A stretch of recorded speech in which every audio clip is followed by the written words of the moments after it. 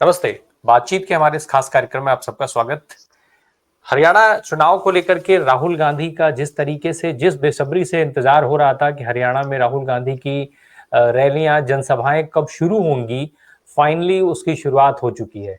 उसके बाद हरियाणा में क्या कुछ चल रहा है, क्योंकि एक के बाद एक तरफ कंगना रनौत बहुत सारे बयान दे रही हैं, दूसरी तरफ जो है विनेश फोगाट को नोटिस इशू कर दिया जाता है, दबाव बनाने की कोशिश दिखाई दे रही है।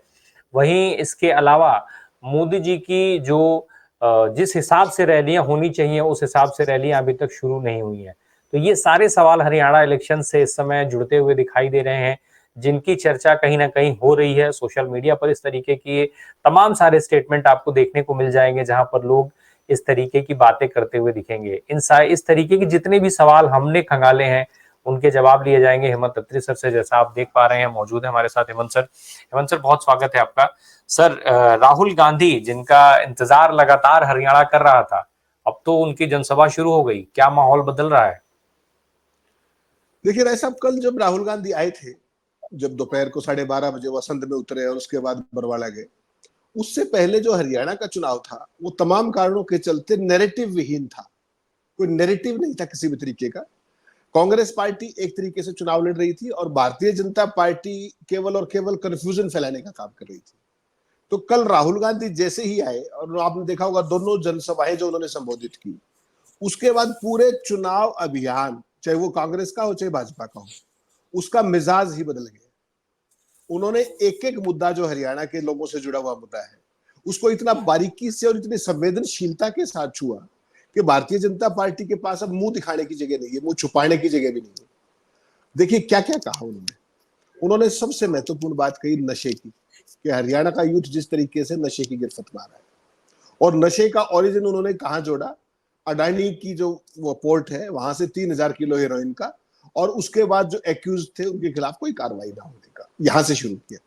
उसके बाद वो उसको ले गए जो हमारे जो पढ़े लिखे शिक्षित युवकों का जो पलायन है विदेशों के अंदर, और जो बेरोजगारी की पूरी समस्या थी उसको कनेक्ट किया, और इतना बारीक कनेक्ट किया जो जीटी रोड बेल्ट की दुखती रग आप कह सकते हैं। जीटी रोड बेल्ट में क्या हो रहा है आज की तारीख में? आप पानीपत से चलिए, करनाल, कुरुक्षेत्र, अंबाला तक लोग अपनी बच्चे जो अपनी है वो पढ़ाई के बाद जमीनें बेच बेच के डोंकी रूट से तमाम घूमते फिरते जंगलों से नदियों से अपनी जान की बाजी लगा के अमेरिका तक पहुंच रहे हैं, डोंकी रूट्स। उसकी जो उन्होंने व्यथा सुनाई, उससे कहीं ना कहीं जो पूरी जो ये बेल्ट है जीटी रोड बेल्ट, वो भी स्तब्ध रह गई, क्योंकि सुना तो सबने था। और 2 दिन पहले आपने देखा उन्होंने जो वीडियो जारी किया था, उस पूरे कथानक से सबने अपने आप को कनेक्टेड फील किया ऐसा। तो उससे उसके बाद जो बीजेपी का जो भी सारी की सारी साजिशें, षड्यंत्र, दलितों का आरक्षण और उपेक्षित वर्ग और ये जितने भी मतलब नैरेटिव संभव था, उन्होंने बीजेपी को उसी की पिच पर, हरियाणा 10 साल से उनकी पिच है, नेचुरली उनका सत्ता है, उसको बेनकाब कर दिया बुरे तरीके से। और बीजेपी आपने देखा कि उसके बाद बिल्कुल बैकफुट पे आ गई। आज अमित शाह आ रहे हैं, कोई ना कोई नया कुछ न कुछ लाएंगे, वो मसाला की जो पुड़िया नहीं निकालेंगे कोई ना कोई। लेकिन कल से जब आप देख रहे हैं, जब से कल राहुल आए थे, उसका नेट टेक अवे बहुत ज्यादा है। एक तो जैसे मैंने कहा कि चुनाव का मिजाज बदल दिया। दूसरा, उन्होंने एक बहुत महत्वपूर्ण काम और किया। उन्होंने जो 10 दिन से जो शैलजा कहीं ना कहीं कोप भवन में बैठी हुई थी नाराज के कारण, उनको निकाल के लाए, और उनको एक असंत की रैली के जरिए जिस तरीके से हंसी मजाक बोलचाल मंच के ऊपर तमाम वो सारी चीजें, तो उससे एक बहुत सॉलिड मैसेज ये दे दिया कि बीजेपी जिस गलतफहमी में जी रही थी कि शैलजा को ले आएंगे, Shailaja is very much intact with us. और जो पूरी दलित वोटों में जो सेंध लगाने की बीजेपी का चाल थी, वो भी नेस्तनाबूद ऑटोमेटिकली हो गई। कुछ कहने की भी जरूरत नहीं पड़ी, उसके लिए कुछ कहने की जरूरत नहीं थी, बस वो आई, मंच पे आई, भाषण दिया और सारी कहानी क्लियर हो गई। और उसके बाद वो लगातार टोहाना में, अपने हिसार में रैली में, आज वो सिरसा में रैलियां कर रही है जब हम बात कर रहे हैं। तो वो जो एक बीजेपी का जो नैरेटिव को लेके उड़ने की बात थी, दूसरों का नैरेटिव उधार ही लेते हैं, इनके पास अपना तो कुछ है नहीं, तो उस चले गांधी। और जो उनके काडर से, देखिए आपने देखा प्रधानमंत्री जी 2 जनसभाएं करके गए, मैं उसको रैली नहीं कहता। कुरुक्षेत्र की आपने देखी 5,000 आदमी थे, गोहाना में आपने देखी 10,000 आदमी थे। तो 10,000 आदमी में हरियाणा में जनसभा ही होती है, रैली नहीं होती। Rally is far beyond a thing. टेंटों में रैलियां नहीं की जाती हैं कभी ट्रेडिशनली। तो जो करंट छोड़ने में अपने वर्कर्स के अंदर, अपने कैंपेन के अंदर जो प्रधानमंत्री जी बुरे तरीके से नाकाम रहे थे, राहुल गांधी कांग्रेस के इंजन को फुल थ्रॉटल में स्टार्ट करने में कामयाब रहे। कल के भाषण के जरिए, भाव भंगिमाओं के जरिए, इश्यूज के जरिए, कनेक्ट के जरिए और हर उस बात की संवेदनशीलता के जरिए, उस गंभीरता के जरिए दैट इट डिजर्व्ड। तो बहुत महत्वपूर्ण चीज हुई कल। और उसके बाद कहीं ना कहीं कांग्रेस पार्टी में जोश है और भारतीय जनता पार्टी बैकफुट पे है। सर, राहुल गांधी की रैलियों का जिक्र आया, उनके मुद्दों और बातों का जिक्र आया, तो एक नाम ऐसा है जिसके जिक्र के बिना बात पूरी नहीं होगी मुझे लगता है। वो नाम है देव का। जिस बालक देव का नाम राहुल गांधी ले रहे हैं और जिस तरीके से उन्होंने कल पूरी बात अपनी कही, 2-3 दिन पहले जब वो वहां पर गए थे, 3-4 दिन पहले हरियाणा में उसके घर, तो जिस करनाल। तरीके का माहौल बना था हरियाणा में, अब उन्होंने उसका नाम का जिक्र किया। पहले विनेश फोगाट, फिर ये बच्चा जो है देव। क्या कांग्रेस इमोशनल टच नहीं दे रही है हरियाणा के इलेक्शन को? नहीं, इमोशनल टच ना केवल दे रही है, मैं तो कहता हूं देना चाहिए। क्यों नहीं देना चाहिए? जो किसी स्टेट की दुखती रग है, जिससे सत्तारूढ़ दल छुपता है, भागता है, जिसका जिक्र नहीं करता है, तो उसको लोगों के बीच में, नैरेटिव के बीच में, चर्चा में लाने का और कौन सा तरीका है? वो अमेरिका से आते ही 7 दिन पहले, आपको ध्यान होगा, करनाल के उस गांव में सुबह सुबह 4 बजे पहुंचे। तो आप नहीं कह सकते कि वो स्टेज मैनेज था। All of a sudden impromptu था वो। और जिस तरीके की वो वीडियो आपने देखी, मैंने देखी वो वीडियो, तो उस वीडियो को देख के जो खासतौर पे जो उस बच्चे की जो व्यथा देख करके मेरी भी आंखों में आंसू आ गए कि देखिए 10 साल तक इस उम्र में बच्चा, जब उसको फादर की सबसे ज्यादा जरूरत है ग्रूमिंग के हिसाब से अपकमिंग, वो बच्चा अपने 10 साल तक अपने फादर से नहीं मिल पाएगा। तो एक दुखती रग हरियाणा स्टेट की है। और उसका जो लाइव चित्रण है, कल मेरे पास कई पुलिस अधिकारियों के फोन आए कि साहब हमने कबूतरबाजी के भी बहुत केसेस सॉल्व किए, हमने ये भी किया, हमने वो भी किया है, लेकिन इस पहलू का हमें नहीं पता था। लोग जाते हैं डोंकी रूट से, सारी चीजें, उनके कष्ट, व्यथा, सारी बात, लेकिन उनके परिवारों में बच्चों के साथ ये होता है, या माँ बाप मर जाते हैं, वो 10-10 साल तक आ नहीं पाते हैं। तो बहुत सारे जो सीनियर ऑफिसर्स हैं, उन्होंने मुझे कहा कि साहब इस पहलू का हमें नहीं पता था। तो राहुल गांधी ने कहीं ना कहीं हरियाणा प्रदेश के अंदर जो छुपाया गया सत्य था, उसको बेनकाब करके जनता के सामने रख दिया कि देखिए ये भी आपकी पीड़ा है, जिससे सरकारें मुंह छुपाती है। और उन्होंने ये भी कहा कि हमें ये हरियाणा नहीं चाहिए, हमें वो हरियाणा चाहिए कि जब सारे बच्चे अपने माँ बाप, तो एकदम एक नया पर्सपेक्टिव दिया उन्होंने उस पूरे इशू को भी, उस प्रॉब्लम को भी, और उस सॉल्यूशन भी उसका बताया कहीं ना कहीं कि इसको हम ऐसे एड्रेस करना चाहते हैं। तो राय साहब, मुझे लगता है कि जो बहुत दिनों से इस देश की सियासत में एक नैरेटिव लूज हो गया था कंप्लीटली, और गाली गलौज की भाषा, एक दूसरे को घटिया दिखाने की भाषा, मुझे लगता है कल वो नैरेटिव हरियाणा से सही वो वापस पटरी पर लौटा है। हालांकि भारतीय जनता पार्टी तो इसमें कभी आएगी नहीं, उनको तो अपना ही करना है, जाट बनाम नॉन जाट, जाट बनाम दलित, वो बनाम वो, उनके पास तो इसके अलावा कोई सिलेबस में है नहीं ना चैप्टर। लेकिन मुझे लगता है कि पहली बार एक ये स्वस्थ प्रतिस्पर्धा उन्होंने कल शुरू की है कि ये इश्यूज हैं, इस पर आप आइए और हम इसमें बातचीत करते हैं, नैरेटिव में लेके आए, प्रचार अभियान का उसका हिस्सा बनाया, और अब वो प्रचार यहां से कैसे बढ़ता है ये देखना बड़ा इंटरेस्टिंग होगा। बिल्कुल। सर, इस बीच में जरा एक चीज और, अभी जो मैंने विनेश फोगाट का जिक्र किया, विनेश फोगाट को नोटिस दे दी गई है, हालांकि वो तो संन्यास ले चुकी हैं। क्या चर्चा उसको लेकर के हो रही है? कुछ उसका भी असर पड़ सकता है इस नोटिस का? बहुत शॉर्ट में। राय साहब, इन नोटिसों को कौन पूछ रहा है? ये सामान्य नोटिस है। इस देश में तो प्रधानमंत्री ने लोगों की बैसे छिनवा दिया, मंगलसूत्र छिनवा दिए, पता नहीं शहीदों के नाम लेकिन पे सर, वोट मांगी है। इस समय चूंकि विनेश फोगाट से जुड़ा हुआ हर मामला, मुझे लगता है हरियाणा के लोगों के लिए बड़ा वो भावनात्मक जुड़ाव वाला मामला है। और ऐसे मामले जब भी लोगों के बीच में जाएंगे कि लो यार, वो तो पहले इनके साथ ऐसा किया हमारी बच्ची के साथ, और फिर अब जो है जब वो चुनाव प्रचार में लगी है तो जानबूझ करके उसको रोकने के लिए इस तरीके की नोटिसें सरकार जो है वो भिजवा रही है, तो इसका एक अलग तरीके का इम्पैक्ट नहीं पड़ेगा उस पर, वोट पे? देखिए, एक पॉलिटिकल स्टंटबाजी, भारतीय जनता पार्टी हमेशा बिलो दी बेल्ट सियासत करने की आदी है, कोई नई बात नहीं है इसमें। और उस नोटिस की कोई ऐसी गंभीरता नहीं है कि उससे उनका खेल कैरियर बर्बाद हो जाएगा या कोई पॉलिटिकल कैरियर बर्बाद हो जाएगा, ऐसा कुछ नहीं। सिंपली एक ये कहा कि आपने जो एड्रेस था वो प्रॉपर नहीं दिया, वो टीम आई थी, फला थी, तो वो एड्रेस दोबारा दिया जा सकता है, क्योंकि वो चूंकि पॉलिटिक्स में तब तक आ चुकी थी, तो वो सारी चीजें सेकेंडरी हो जाती है, दोबारा दिया जाए। उसमें कोई ये थोड़ी कि उन्होंने कोई डोप में कुछ गड़बड़ कर दी थी या कुछ था। अगर आप अपने घर पे नहीं मिले तो मैं आपका एड्रेस दोबारा ले सकता हूं, what is so great about it? तो ये तो भारतीय जनता पार्टी का स्टाइल है कि उनको कहीं ना कहीं जो बेसिकली एक खिलाड़ी के तौर पर जो विदेश की उपलब्धियां है, और राजनीति के अंदर जो उन्होंने प्लंग लिया है एक तरीके से, उस सारे में उनको कहीं ना कहीं नीचा दिखाने के लिए, ये उनकी अचीवमेंट्स को कम करने के लिए भारतीय जनता पार्टी की एक ये कुंठा कह सकते हैं आप, वो है, उसका पूरा तंत्र है, वो स्पोर्ट्स अथॉरिटीज है, फलाना है, वो सारा आपको पता है एक तंत्र का हिस्सा हो चुके हैं। वो कोई ना कोई उसमें इंसानियत या कोई न्याय की ऐसी कोई बात अब बची नहीं है। तो लेकिन हरियाणा के लोग इन सब बातों को समझते हैं, विनेश भी समझती है। यही सब हरकतें बजरंग पुनिया के साथ भी की गई थी, आपको ध्यान होगा लास्ट ईयर। तो इनसे कोई बहुत कैरियर में फर्क पड़ जाएगा ऐसा नहीं है। ये वन टाइम न्यूज फिनोमिना होता है कि आपके खिलाफ में कुछ भी कह के भाग गया, लूज टॉक करके, चीप टॉक करके, या आपको डिमीन करने के लिए, उन बातों का कोई बहुत अर्थ नहीं होता। हर एक को ये पता है कि जो विनेश की जो अचीवमेंट्स हैं वो एक तपस्या का परिणाम है। She has upcome with all those things.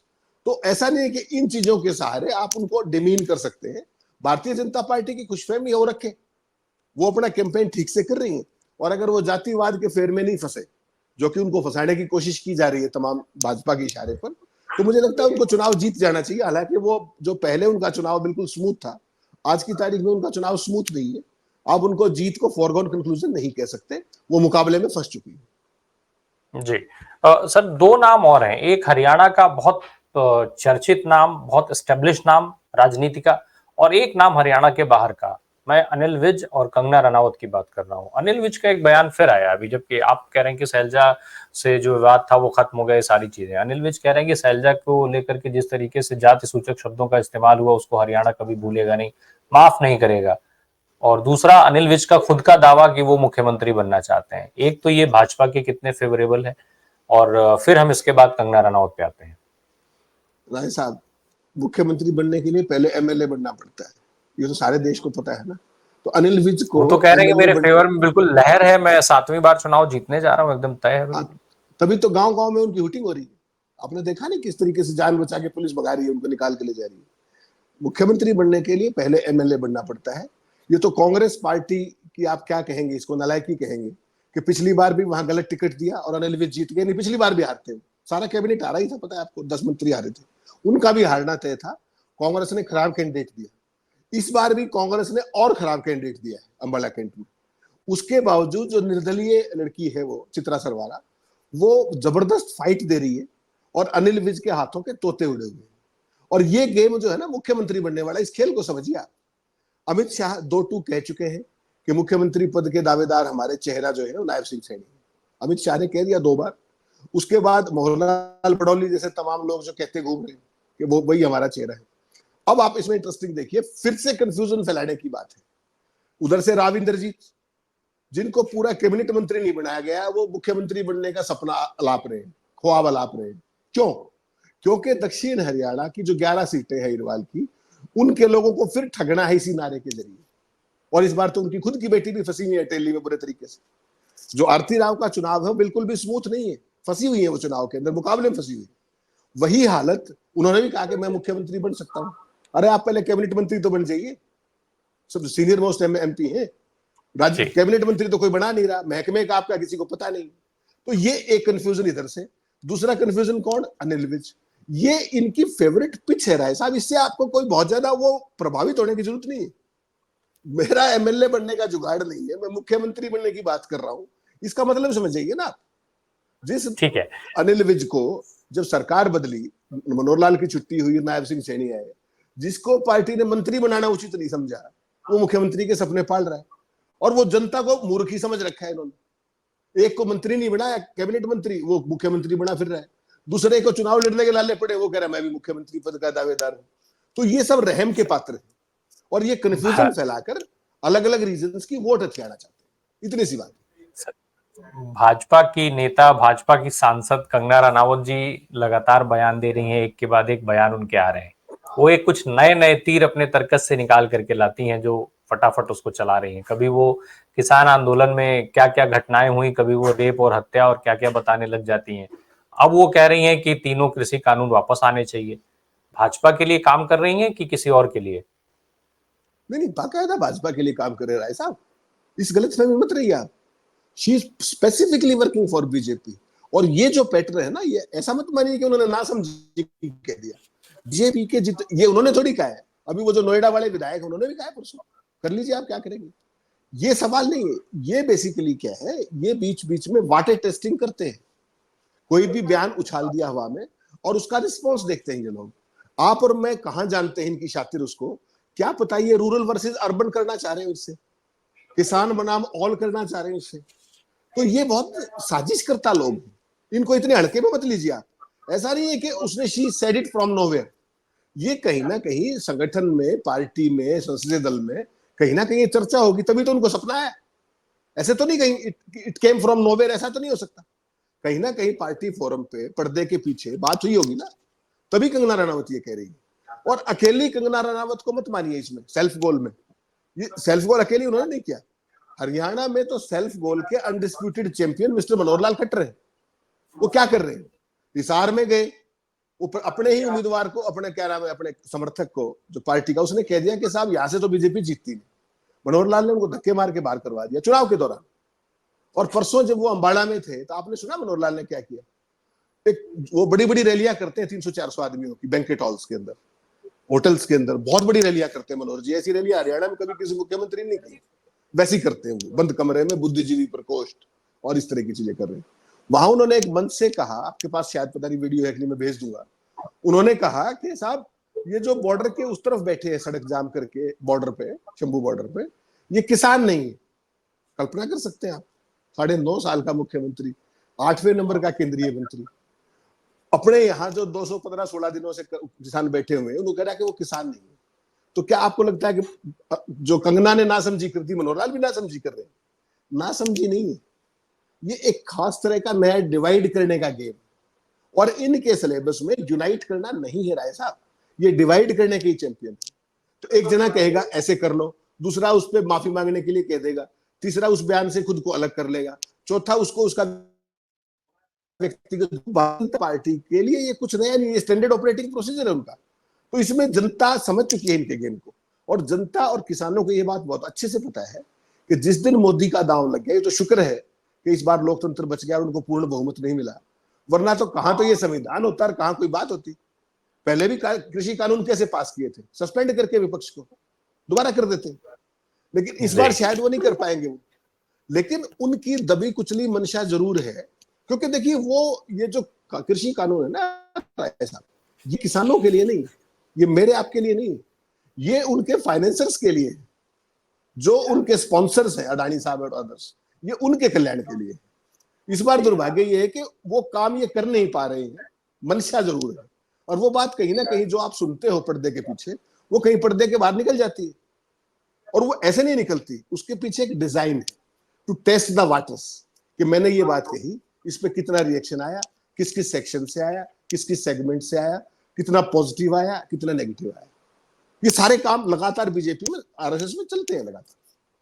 जी, बयानों का हम जिक्र कर रहे हैं, अब भाजपा कांग्रेस की बात बहुत हो गई, जरा बाकियों की भी बात कर ली जाए।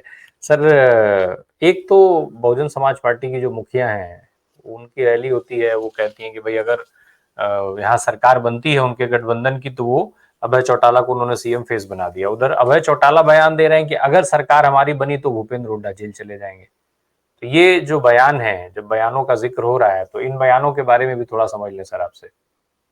देखिए, एक चीज तो ऐसा बड़ी क्लियर है, मायावती ने अपना जो भी धरातल था उनका, जो राजनीतिक सारी चीजें थी, एक दौर में आपको पता है बहुत कम साल पहले पार्लियामेंट के अंदर 3रे नंबर की पार्टी थी लोकसभा में, आज उनका कोई नाम लेवा भी नहीं।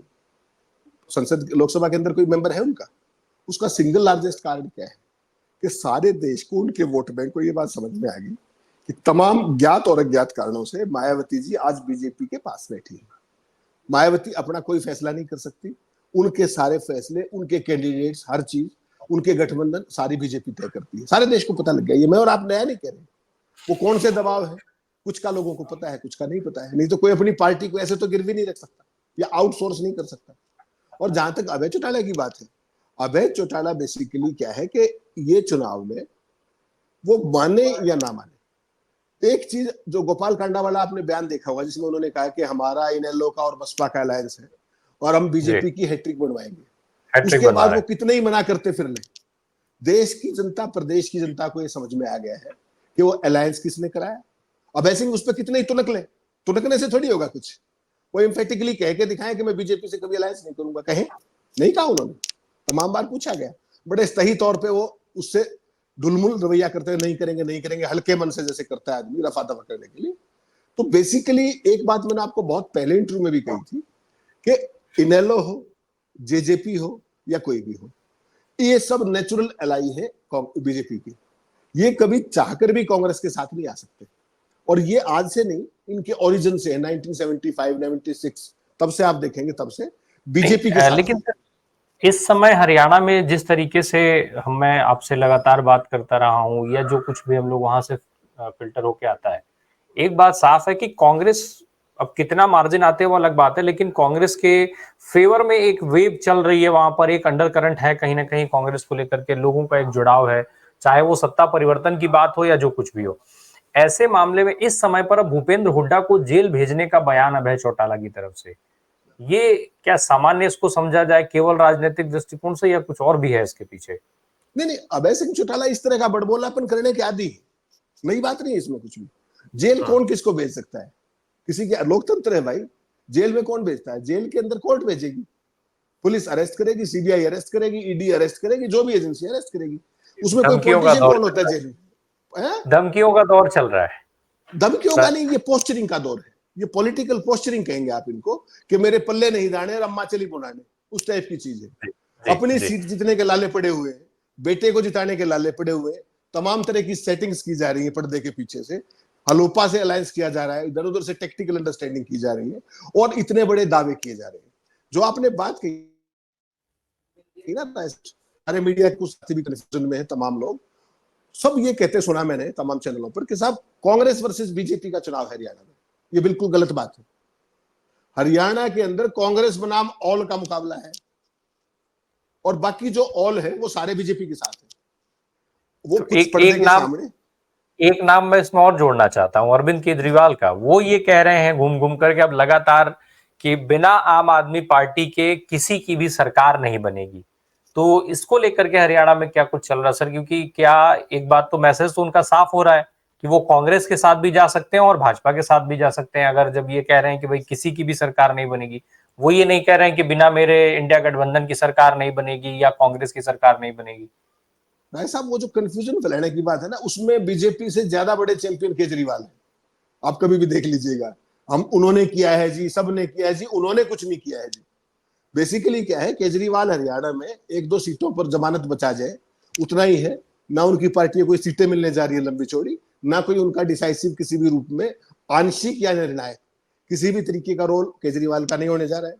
और ये जो हम इनिशियली सोच रहे थे कि मुकाबला कांग्रेस का और बीजेपी का डायरेक्ट हो जाएगा, उसमें बीजेपी ने भी अपनी टैक्टिक्स बदल ली है।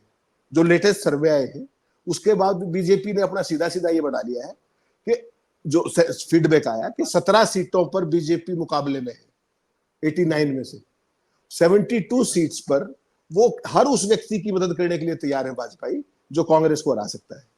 ये गेम समझ लीजिए। बीजेपी का गेम अब ये है कि किसी तरीके से हंग असेंबली आ जाए, और बाकी खेल जो आपको ध्यान होगा, जेपी दलाल ने कहा था कि दिल्ली वाले हमारे सरकार बनने नहीं देंगे, बन गई तो चलने नहीं देंगे, और 6 महीने में सरकार तोड़ देंगे। तो बीजेपी उसी ग्राउंड वर्क पे काम कर रही है। They have completely lost the ground. They have completely lost the narrative. वो अब केवल हरियाणा में कभी दलित बनाम ये, कभी वो बनाम ये, कभी कांग्रेस के नेताओं को निमंत्रण देना, कभी कुछ करना, वो एक कंफ्यूजन फैलाने की माहिर है बीजेपी। उसी नैरेटिव पे काम कर रही है, चुनाव जीतने के लिए काम नहीं कर रही। चुनाव में हंग असेंबली आ जाए उसका पूरा जोर इस बात पर है, और इसके लिए वो अपना काडर, अपने रिसोर्सेज, अपना धनबल और बाकी चीजें भी, एजेंसी बल, कल आपने देखा होगा रात को वो अपने राव दान सिंह के वहां फिर वो अटैचमेंट हो गई है, जबकि कल ही दिन में सुप्रीम कोर्ट ने क्या क्या कहा था ईडी को, उसके बावजूद कल 44 करोड़ की अटैचमेंट फिर हुई। तो हर तरीके का बल बीजेपी अपने हिसाब से मैनिपुलेट करके प्रयोग कर रही है, लेकिन मुझे लगता नहीं कि काट की अंडी इस बार छिड़ेगी, और बीजेपी का काम तमाम हरियाणा की जनता कर चुकी है। हरियाणा में चुनाव जनता बनाम भाजपा है। कांग्रेस ने कोई तीर मार दिया ऐसा मैं बिल्कुल नहीं कह रहा, कांग्रेस ने कोई बहुत महान संघर्ष किया इन 10 सालों में, ऐसा भी कुछ नहीं। एक नेगेटिव वोट है बीजेपी का, जिसका डिफॉल्ट लाभ कांग्रेस पार्टी को होने जा रहा है, और कांग्रेस पार्टी सेल्फ गोल की माहिर है।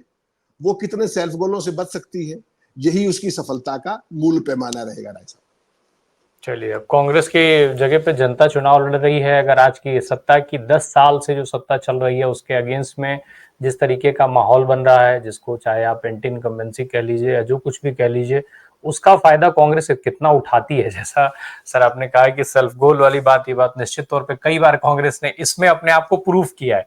तो अब देखना होगा कि वो कितना बचा लेते हैं, क्योंकि राहुल गांधी का एक अलग इम्पैक्ट है देश में और जुड़ाव भी लोगों का, उसका फायदा कांग्रेस को मिलता हुआ फिलहाल दिख रहा है। बहुत बहुत शुक्रिया हेमंत सर, इन सवालों के जवाब देने के लिए और सतही जानकारी देने के लिए हमारे दर्शकों का। Thank you so much.